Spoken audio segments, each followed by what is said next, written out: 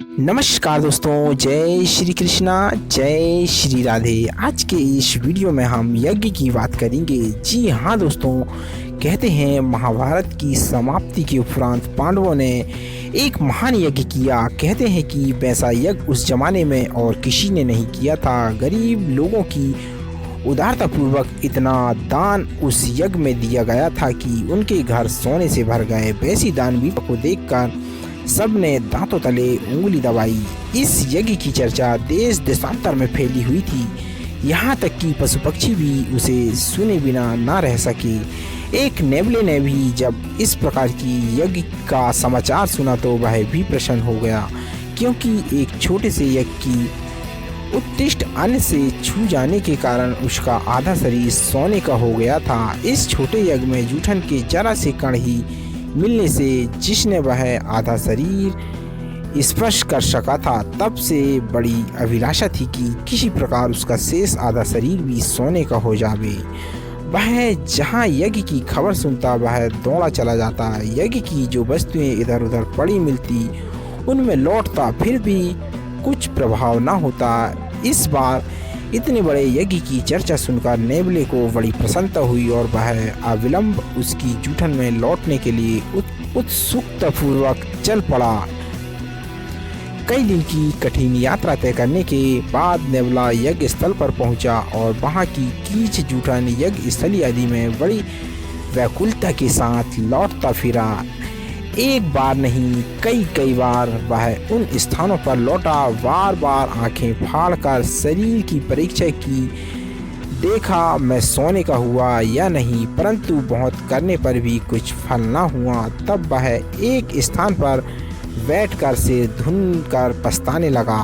नेवले के इस आचरण को देखकर लोग उसके पास इकट्ठे हो गए और इसका कारण पूछने लगे। इतने बड़े दुख के साथ उत्तर दिया कि इस यज्ञ की प्रशंसा सुनकर मैं दूर देश से बड़ा कष्ट उठाकर यहाँ तक आया था, पर मालूम होता है कि यहाँ यज्ञ हुआ ही नहीं। यदि यज्ञ हुआ होता तो मेरा आधा अंग भी सोने का हो जाता। लोग की उत्सुकता बढ़ी। उन्होंने नेवले से कहा, आपका शरीर सोने का होने और यज्ञ से इसका क्या संबंध होने का रहस्य है? कृपया विस्तार पूर्वक बताइए। तब नेवले ने कहा, सुनिए, एक छोटे से ग्राम में एक गरीब ब्राह्मण अपने परिवार सहित रहता था। परिवार में कुल 4 व्यक्ति थे। ब्राह्मण, उसकी स्त्री, बेटा और बेटे की स्त्री। ब्राह्मण अध्यापन कार्य करता था। बालकों को पढ़ाने से उसे जो कुछ थोड़ी बहुत आमदनी हो जाती थी उसी से परिवार का पेट पालता रहता था। एक बार लगातार 3 वर्ष तक मेघ न बरसा, जिससे बड़ी भारी अकाल पड़ गई। लोग भूख के मारे प्राण त्यागने लगे। ऐसी दशा में वह ब्राह्मण परिवार भी बड़ा कष्ट सहन करने लगा। कई दिन बाद आधे पेट भोजन की व्यवस्था बड़ी कठिनाई से हो पाती। वे बेचारे सब के सब सूख कर कांटा होने लगे। एक बार कई दिन उपवास करने के बाद कहीं से थोड़ा सा जौ का आटा मिला। उसकी 4 रोटी बनी। चारों प्राणी एक एक रोटी बांटकर अपनी थालियां में रखकर खाने को बैठने ही वाले थे कि इतने में दरवाजे पर एक अतिथि आकर खड़ा हो गया। गृहस्थों का धर्म है कि अतिथि का उचित सत्कार करें। ब्राह्मण ने अतिथि से कहा, पधारिए भगवान, भोजन कीजिए। ऐसा कहते हुए उसने अपनी थाली अतिथि के आगे रख दी। अतिथि ने उसे 2-4 ग्रास में ही खा लिया और कहा, भले आदमी, मैं 10 दिन का भूखा हूँ। इस एक रोटी से तो कुछ भी नहीं हुआ, उल्टी भूख और अधिक बढ़ गई। अतिथि के वचन सुनकर ब्राह्मण पत्नी ने अपनी थाली उसके आगे रख दी और भोजन करने का निवेदन किया। अतिथि ने वह भोजन भी खा लिया, पर उसकी भूख न बुझी। तब ब्राह्मण पुत्र ने अपना भाग उसे दे दिया। इस पर भी उसे संतोष न हुआ तो पुत्र वधू ने अपनी रोटी उसे दे दी। चारों की रोटी खाकर अतिथि की भूख बुझी और वह प्रसन्न होता हुआ चलता बना।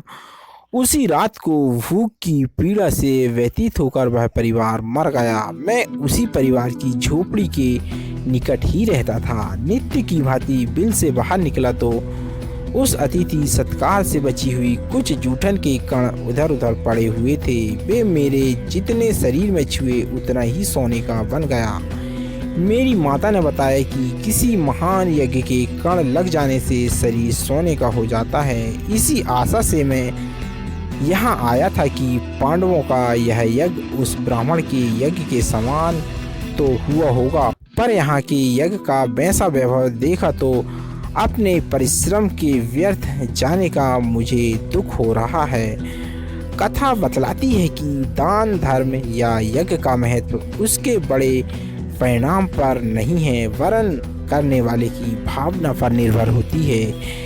एक धनी का अहंकार पूर्वक लाखों रुपए दान करना एक गरीब के त्याग पूर्वक एक मुट्ठी भर अन्न देने की क्षमता नहीं रखता। प्रभु के दरबार में सोने चांदी के टुकड़े का नहीं, वरन पवित्र भावनाओं का मूल्य होता है। हम इन बातों को यहीं पर विराम देते हुए इस वीडियो से लेते हैं विदा। जय श्री कृष्णा, जय जय श्री राधे।